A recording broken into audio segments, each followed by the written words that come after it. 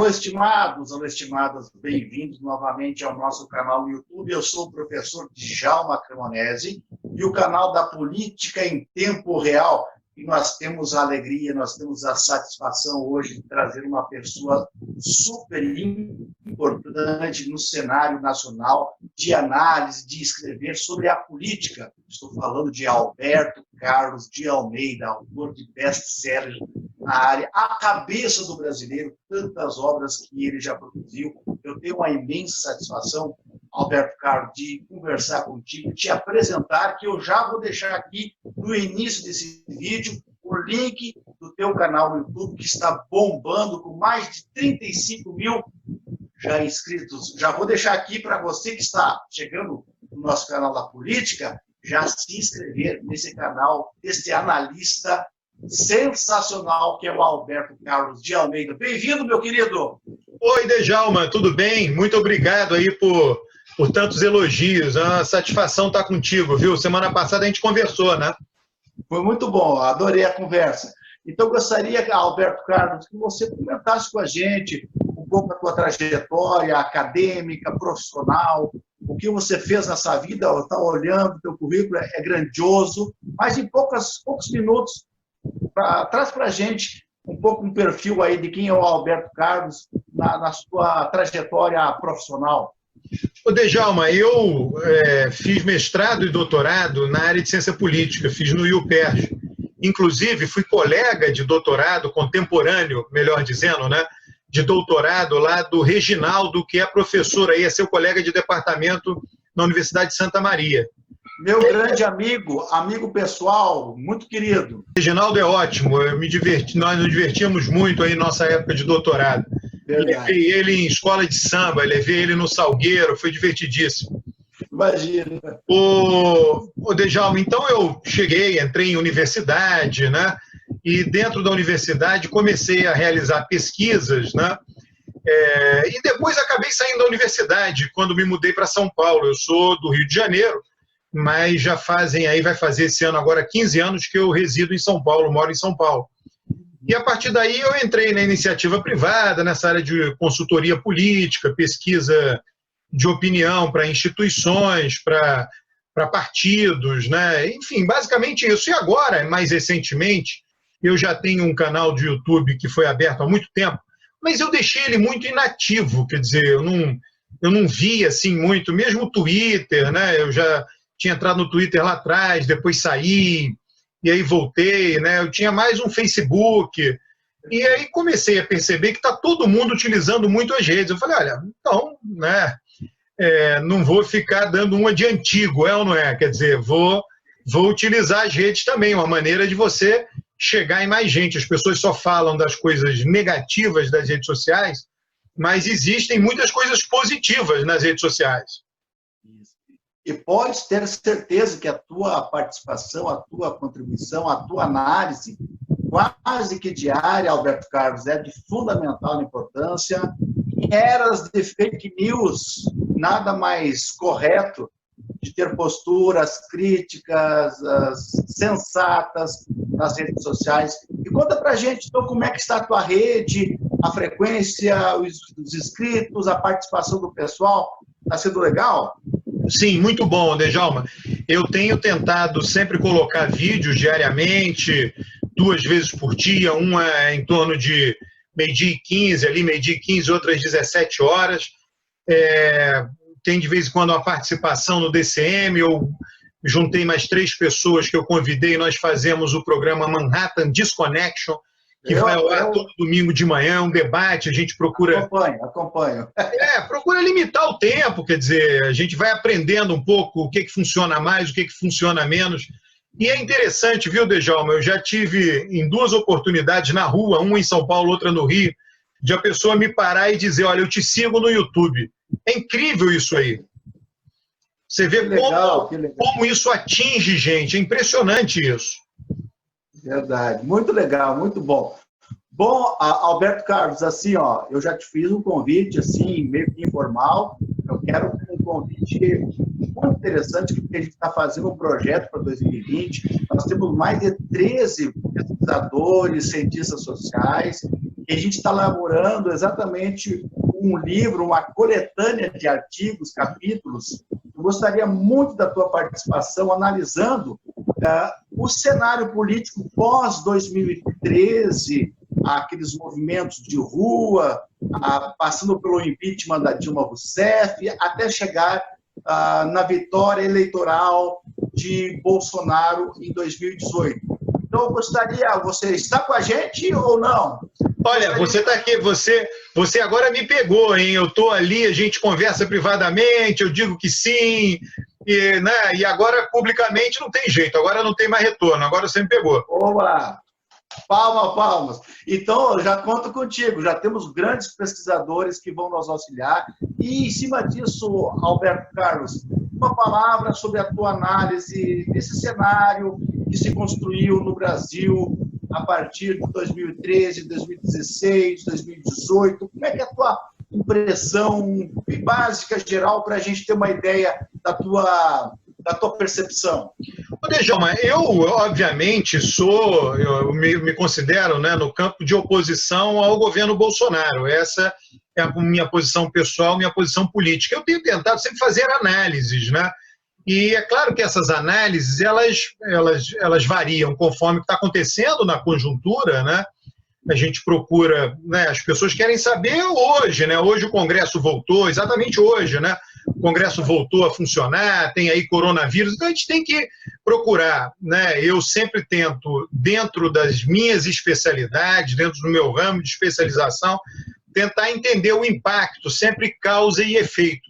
E no último mês aí, eu andei lendo bastante nas férias de janeiro, e o meu objetivo é tentar entender o outro lado, né, o adversário, porque eu começo a perceber, eu acho que muita gente já percebeu isso, mas não é nem que eu não tenha percebido antes, mas ficar um pouco incomodado com a esquerda falando para ela própria, dentro de sua bolha.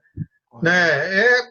Então, aí, como é que você faz? Quer dizer, eu sempre penso, eu, como cientista político, óbvio, né? E como um estudioso de eleições, a minha cabeça está sempre muito voltada para eleições. Tenho um livro sobre o assunto, então eu estou sempre preocupado com eleições. Então, eu sempre penso o seguinte, o que alguém de esquerda, e penso mesmo na sociedade, não estou pensando no líder, né? Estou pensando em você, eu, enfim, aqueles que estão nos ouvindo.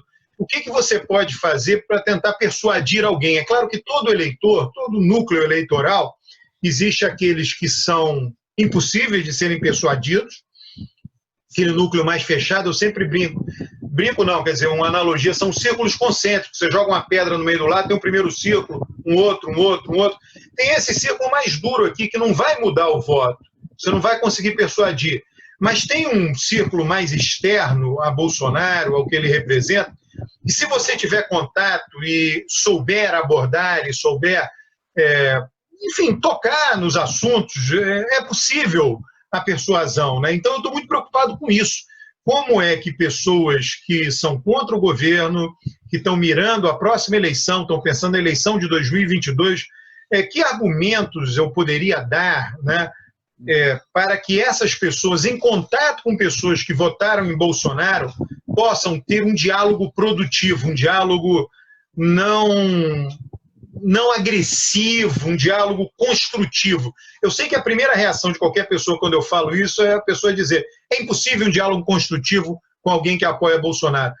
Pois é, mas esta afirmação é o início do problema. Exatamente. Esta afirmação é o início do problema. Se você não consegue isso, você não vai persuadir um eleitor de Bolsonaro. Isso são coisas, você falou aí, 2013, é coisa que vem sendo plantado desde lá de trás, uma radicalização na nossa sociedade, né? O extremismo vem aumentando muito.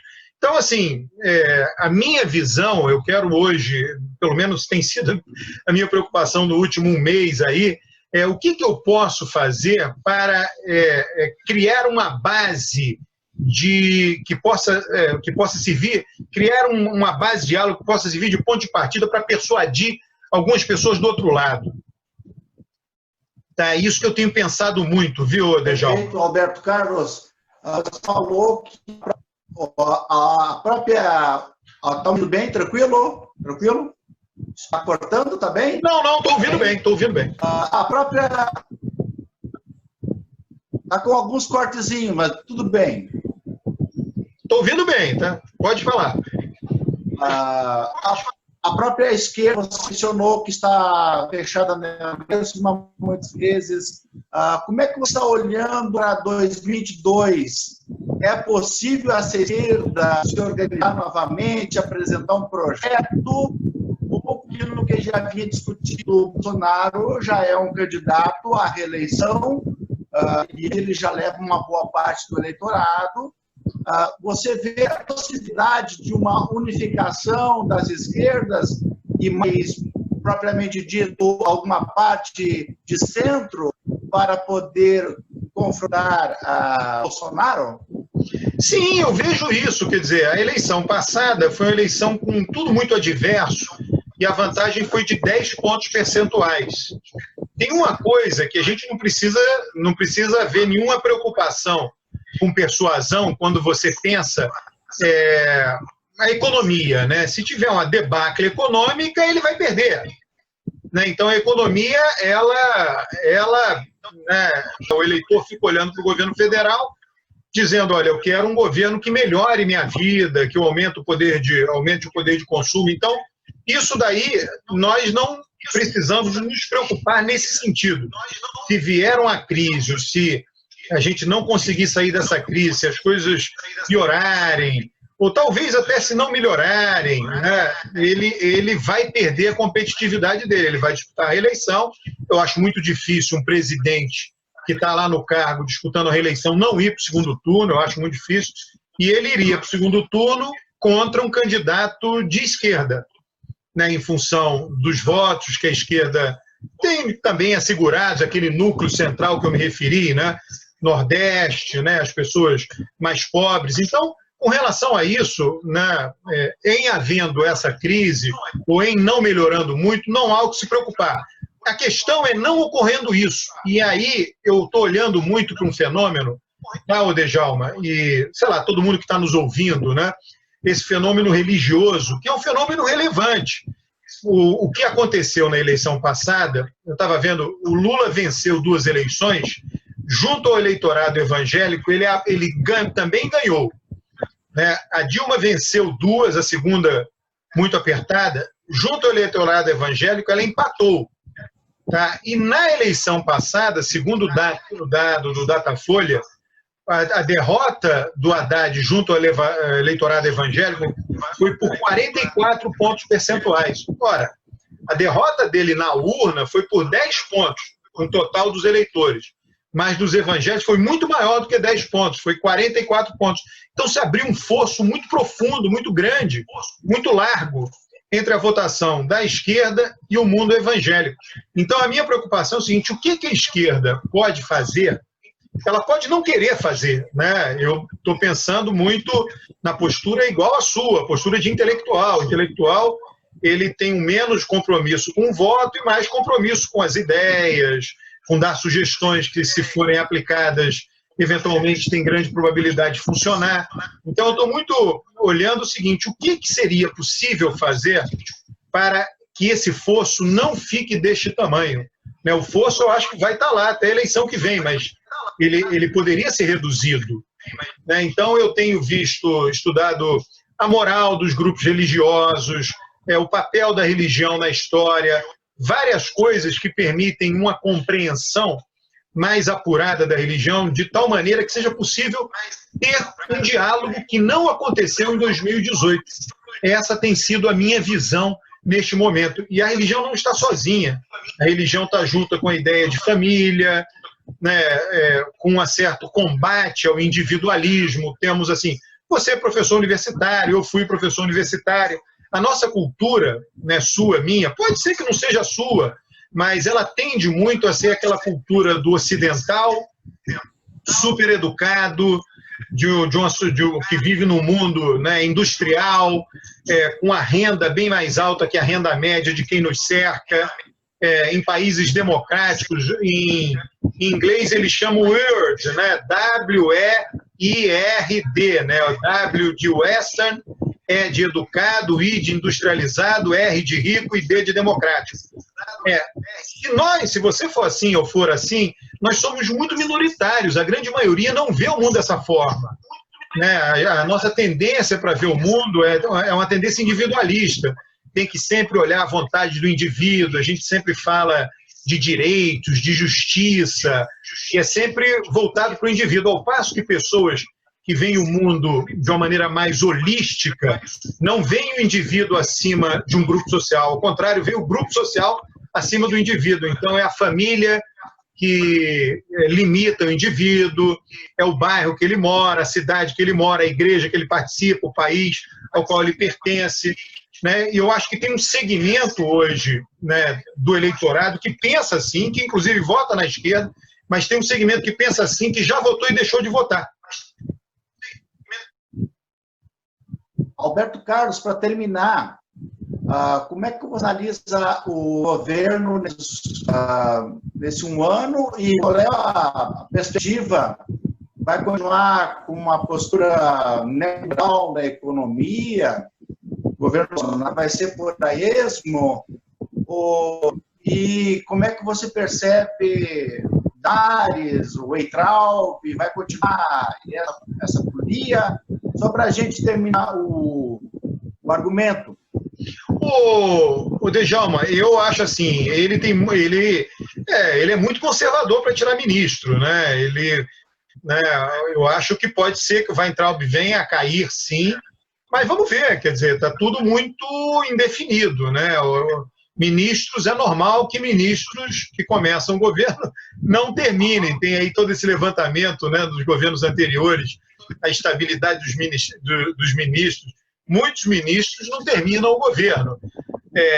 Eu acho que o primeiro ano foi péssimo, muito ruim. É evidente que o Bolsonaro tem esse desejo de fechar o regime, de ser uma espécie de ditador moderno, lá o ditador lá da Hungria. Quer dizer, não é ditador, mas hoje tem se convencionado falar em regime autocrático, Hungria, Turquia.